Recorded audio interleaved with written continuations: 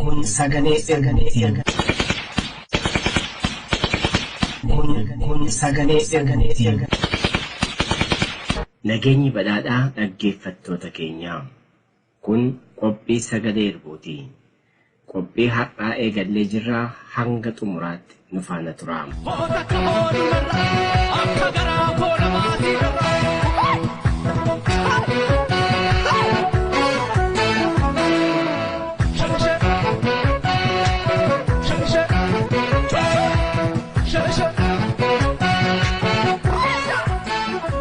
Waldaan gargaarsa Oromoo beektuun Oraa. Waldaan gargaarsa Oromoo ummata Oromoof gargaarsa gama hundaa taasisuuf kadhaabbata. Oromoon akka qaroo ijaatti ka eeggatu abdiillee kan irraa qabu. Garuu waggaa 25 duraa kaasee hanga ammaatti sirna cunqursaan biyyattii keessatti hojjechuu dadhabamee dhorkamee jirudha. Oraan Oromoof karaa hawaasummaa, fayyaa, dinagdee fi duudhaa Oromoo deebisuu irratti qophii xumuree hojii isaa biyya keessaa eegaluuf wayita jedhutti ugguramee kan jirudha. Yeroo ammaas biyya waan hundaa gadhiifamee jedhamutti itti cufamee jira. Oraan sochii gargaarsaa gama hundaa hawaasummaa, fayyaa, dinagdee fi waan adda addaan jalqabuuf gama hundaan itti fufuuf waajjira isaa damee USA banee jira. Isinis balaa saba keessan irra bifa garaa garaan ga'aa jiru baraaruuf dirqama lammummaa keessan ba'adhaa jedhaan waamicha isiniif godhaan. Iimeeliin oraa USA Group @gmail.com. Iimeeliin oraa USA Group @gmail.com.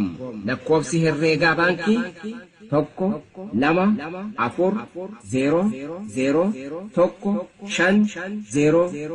1-2-4-0-0-1-5-0-3-8 Koree USA Oraa.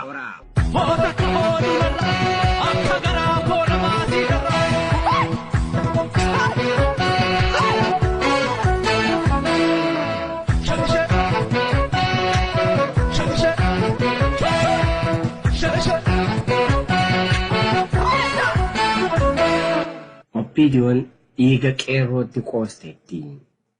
Bitamtummaa Hiwaat jalaa yeroof kan dhiyeessite fakkaattus bitamtummaa nafxanyaa jala seenuu isaanii Oromoo abaarsisuun mirkaneessanii jiran.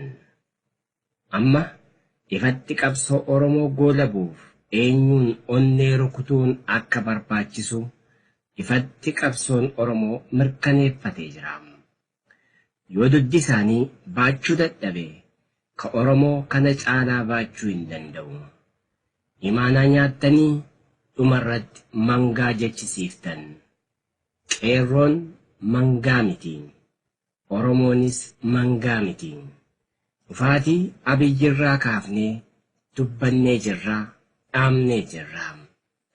Uffata isa qolochuu isaatiin salphina isaa kan haguuggate malee salphinni kun kan Oromoo qeerroo fi qarree akka hin taane mirkaneessuu barbaanna. Egaa waan garaatti qabanne isaaniif sodaa ega taate tuuta kanniisaa horree of harkaa qabnu mirkaneessuu fi barbaanna. Warra mangaa jettus seenaa dhihoo irra deebi'uu fi akka dandeenyu ifatti argisiifna. Kun irbuudha. Irbuu lafaa fi lafeetii. Imaanaan si harka jira qeerroo sabaaloli.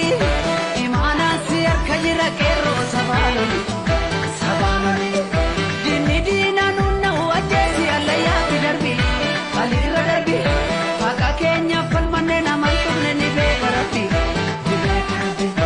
Haqa keenya falmannee namaan tumne ni beeka rabbi. Waggaa haaraa jedhamee holala maqaa waggaa haaraan maramee as ba'an keessaa masaraa mootummaatti kan ta'ee fi Abiyyii fi Lammaan ilmaan Oromoo godinaarraa waamne beektoota abbootii gadaa barattoota kolleejjii fi yuunivarsiitiirraa waamnee mariisifne jedhan ilaaluuf jirraa nu faana turaa. Barumaan baraan barakkaa turre akka seentu mala duubee warri dhumee agarree yaree ati baala malee qeerransa agarree waraantii margee miranaa qotanii hundee buqqisanii yoo namaa gamtee orma waammatanii qomoo dubbisanii waraantii margee miranaa qotanii hundee buqqisanii yoo namaa gamtee orma waammatanii qomoo dubbisanii. Ilmaan haadha walattee kan sirratti bayyaannatte dudda kee irratti nama taatee galtuu galfattee horiitti si lakkoofte qeerroo gaafa roorroo qarree gaafa rakkoo imaanaan kee cabdee dhiigni kee gurguramtee lafeen kee daarofte amantaan kee nyaatamtee lubbuun kee lubbuu loonii taatee mangaan si jechisiifte.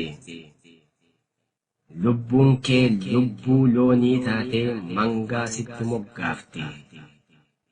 Mee jedhe kaa ani mangaa miti warra kaayyooti qoricha roorrooti hidda kuttuu gabroonfataati. Ani mangaa miti irbuu seenaati galfata goototaati. Mee jedhe kaa ani mangaa miti warra kaayyooti hidhaa baaftuu keeti carraa laattuu keeti. Yoo didde sii qareen siif waqara holqa keettiin si qajeelcha finfinnee siif sochoosa qeerroo ta'uu koon sii dhugeessa. Mee jedhe kaa ani mangaa miti warra kaayyooti qoricha roorrooti hidda kuttuu gabroonfataati. Jarri qotanii albeettiin qaramaan baafatanii itti mudii.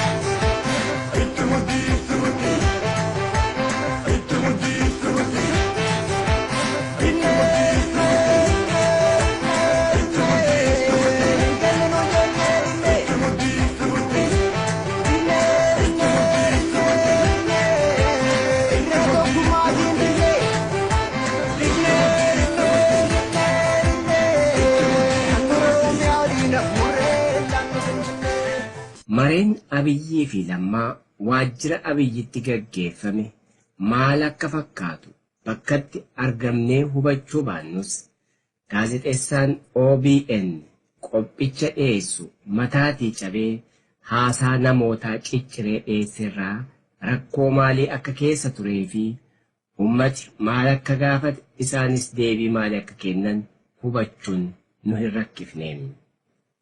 Lammaa Magarsaan gaaffii ummataa galma guutuu keessaa itti dhiyaatetti gammachuu hin qabu. Tokkummaa dhaabota siyaasaa yaadaanuu akka itti walitti dhufan hin barbaanne sana ifatti irraa calaqqisee jira. Waa'ee karaa dhihaa yookaan Oromiyaa dhihaa keessatti yaadi kenne garuu hedduu isa taajjabsiisa. Miseensota keenya 30tu du'ee jedhee kana dubbataniin beekan. Baankiin zarafame jechuuf garuu guyyaatti 100 hololarraa hojjetan.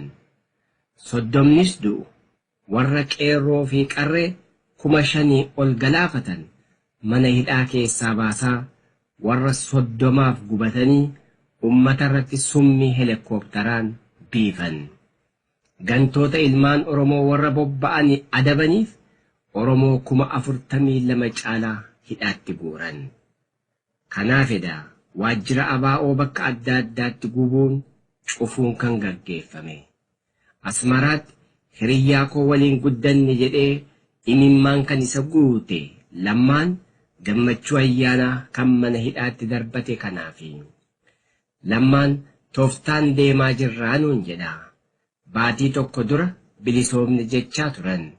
Kaampaalaa dhaqanii ammoo gaaffiin Oromoo hin deebinee jedhan. Har ammoo karaa bilisummaatti ba'uuf tooftaan karaa cirachaa jirraa jedhan. Karaa bilisummaatti cirachuun kun Addisuu Araggaa, Alamuu Simee, Daanyaachoo faa ilmaan nafxanyaa OPDO dhaalchisuudha.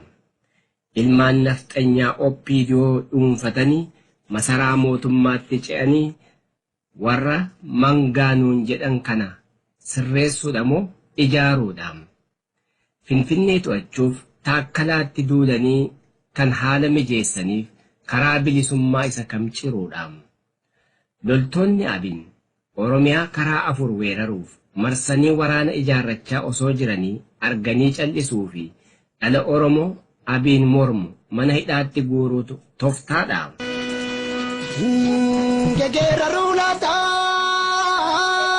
Gegera rulata jiru degatana jirtu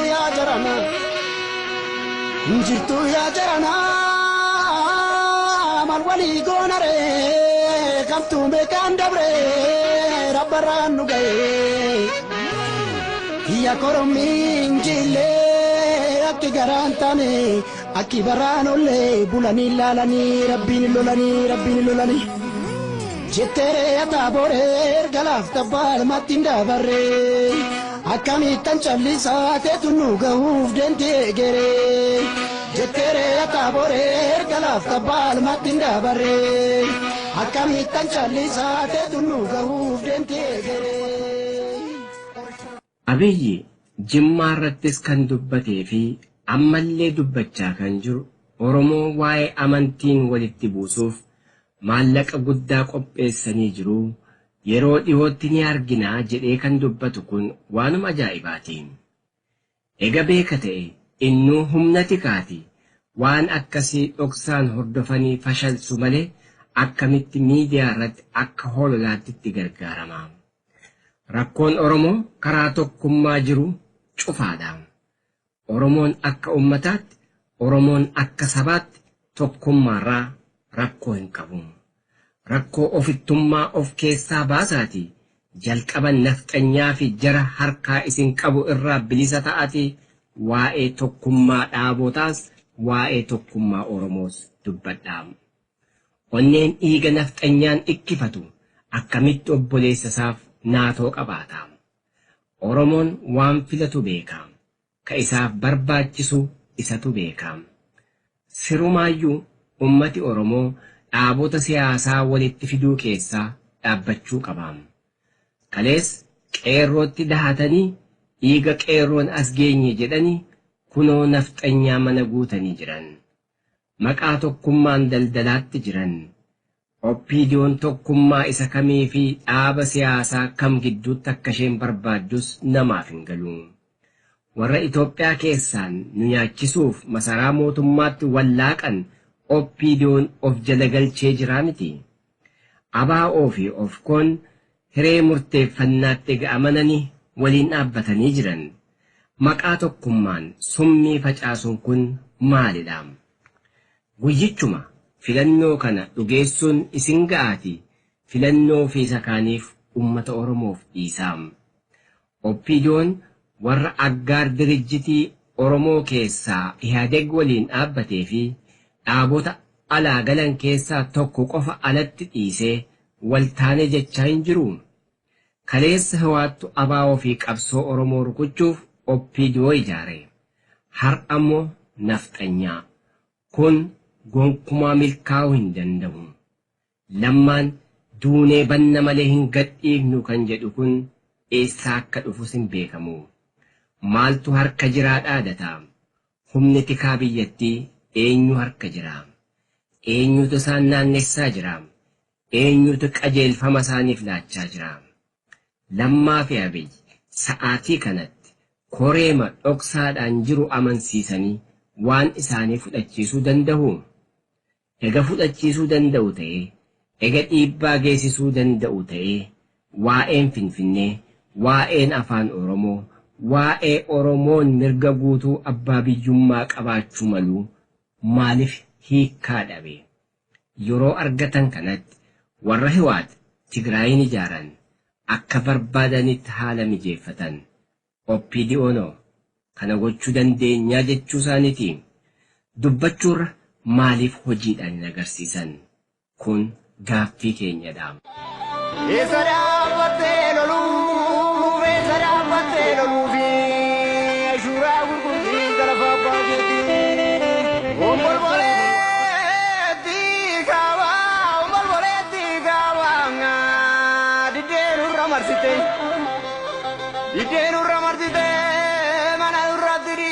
lammii koo gidirsite kaleessi akkasii har'aa jarana silaas kamtu kamii balbala dhugaa banami adamni ollaa gamsa galgalli boo'icha ganamni boo'icha dubbiin addoofte jarana kabaala deebicha jiru maal jirra afaan kawwee jala jirra gabrummaa mataatti baatanii bara dabruu waliin argu hundee qaangee facamaan na bilisummaa. Qophii sagalee irbuu keessatti kanaan dura sirna haaromsaa jedhee dhufe kun maal akka fakkaatu seenaan addatti Abiyyii fi Lammaa akkamittiin akka dhufan maaltu duuba isaanii jira kan jedhu tokko lama jennees ni dhaabneerra. Gola Abiyyi gadi naquuf yookaan saaxiluurraan dhaabbannu warra oromummaa isaa keessaa gadi fuudhee summii ammaaf dubbachuun nu rakkisu keessa kaa'an gadi baasuu ni nafu. Abiyyii fi Lammaan dhuguma amma dubbatan ga'u dubbiin daaraa fi daakuu yoo wal duukaa dhufe badiin isaanumaaf ta'a. Mee ilaalaa Amboo keessa siidaa fakkeenya bilisummaa dhaabnaa kanan jedhe yookaan Niiworkiin kana wal fakkeesse mallattoon bilisummaa Ameerikaa akkuma Niiworki dhaabbate Amboottis bilisummaa Oromoof Oromiyaa achitti mallattoo Oromootu dhaabbataan jedhe yookaan siidaa ijaaraman jedhe bilisummaan baanan yookaan dubbatan kun bilisoomne isa jechaa jiran sana moo isa kana booda bilisoomnudha. Siidaa bilisummaa Oromiyaa yoo ijaaratan siidaan Minilikii Hayilasillaasee Finfinneetti gadi dhaabdan kun kan eenyuti? Siidaan gabroonfataa Niiwork keessa dhaabbateera. Lammaa fi Abiyyi ammas bubbulanii masaraan mootummaa nafxanyaa galchuu fi seenaan Minilik babal'isuun keenya tooftaaf akka hin jenne shakkii qabnaam. Dura ta'an OPDO guyyaarraa gara guyyaa nama ergamaaf dhufe ta'uu ofiin of saaxilaa jira. Walaloon sirna waggaa haaraaf jedhamee masaraa mootummaa keessatti dubbifame kun maalummaa Abiyyi eega qoratamee booda kan katabamedha. Abiyyi yoo dhaga'e illee tarkaanfii fudhachuu miti akka inni hin dallanne inuma beekuu inumaayyuu ni gammada jedhanii walaloo katabanii dubbisanidha.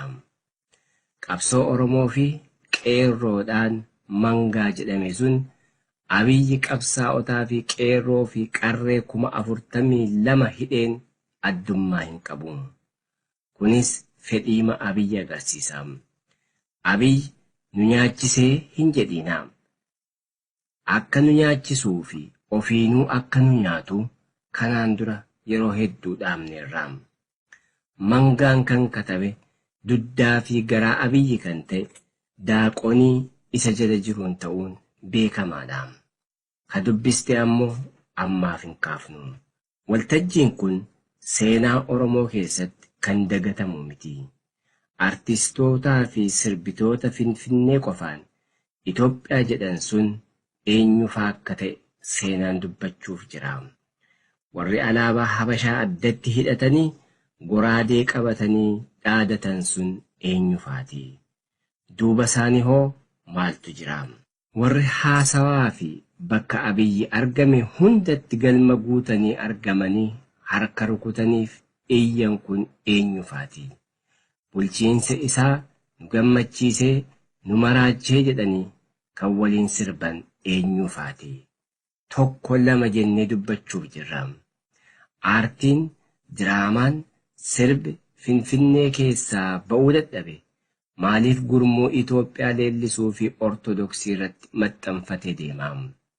Miidiyaa adda addaa banatanii fi ETV'n akkasumas OBN keessa warra afaan beekan galchatanii shirri hojjetan maal fakkaata? Kanas gara fuul duraatti kan kaafnu ta'a. Artistoonni maqaa Itoophiyaan badhaafaman kunneen ummatoonni beekuuni eenyutu sagalee kennaaf? Maaliif madaalaman? Madaalli isaanii waa'ee Habashaa yookaan nafxanyaa guutuu qofaadha moo alaabaa gabroonfataa qabatanii argamuu qofaadha? Diraamaan katabamu, sirbi sirbamu kan gosa tokko isumaayyuu immoo amantii tokko irratti hundaa'e qofadha. Maaliif? Kanas tokko lama jennee dubbachuu jirra.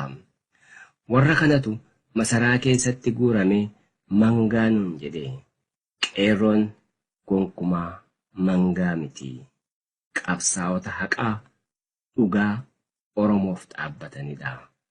Injifannoon isaanii ammoo kan warra holala oofuun kan dhaabbatu otoo hin taane haqa qabatee bakka ka'eef kan ga'udha. Jarri kotanii albee ittiin karamaan baafatanii itti muddii.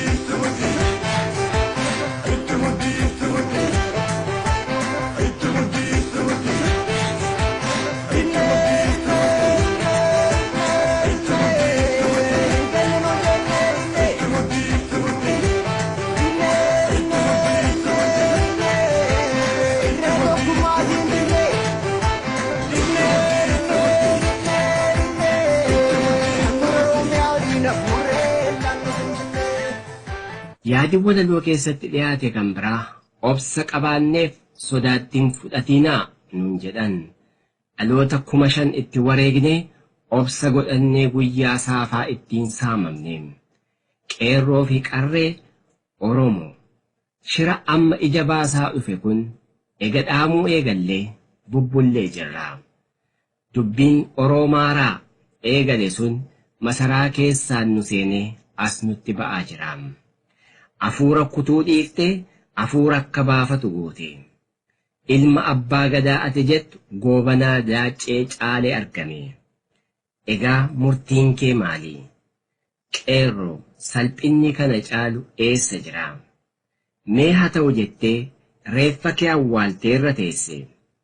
Inni irra teesse gocha nafxanyaa har'aa afuura kutuu barbaadeetu of kennee wareegame.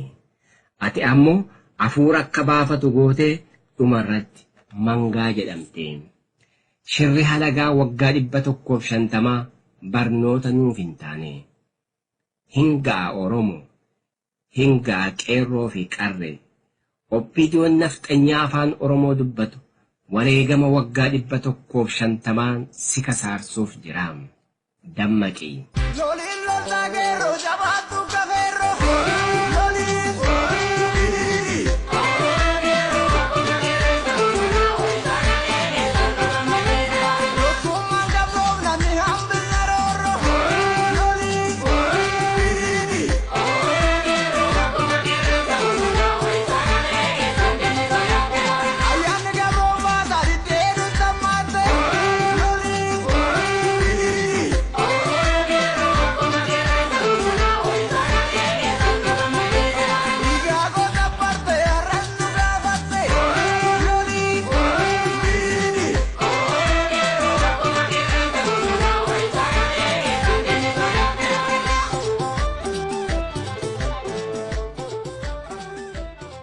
Ilmaan haadha walattee kan sirratti bayyaannatte.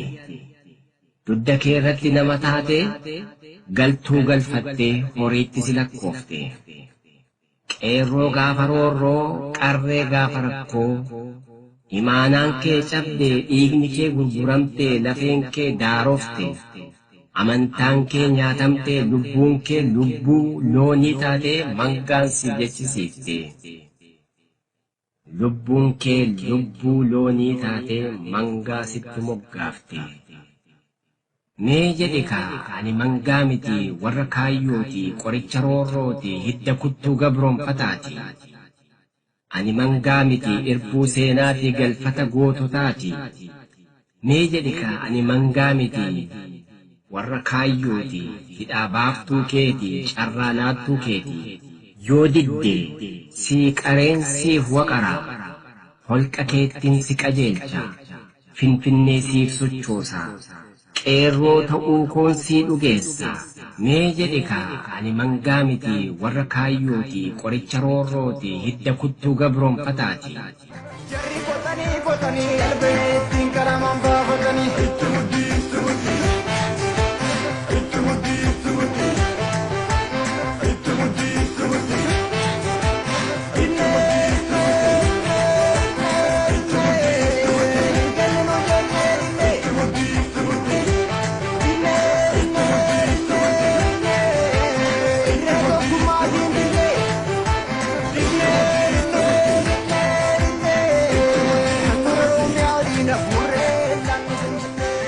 Dhaggeeffattoota keenya qophii keenya har'aa xumureerraa nagaan jiraadhaa horaa bulaa.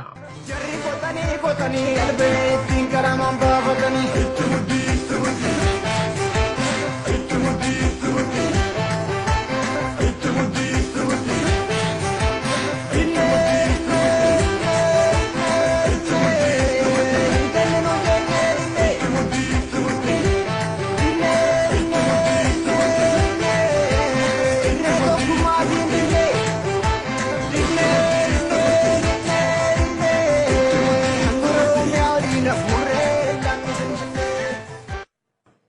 Kun sagalee irbuuti.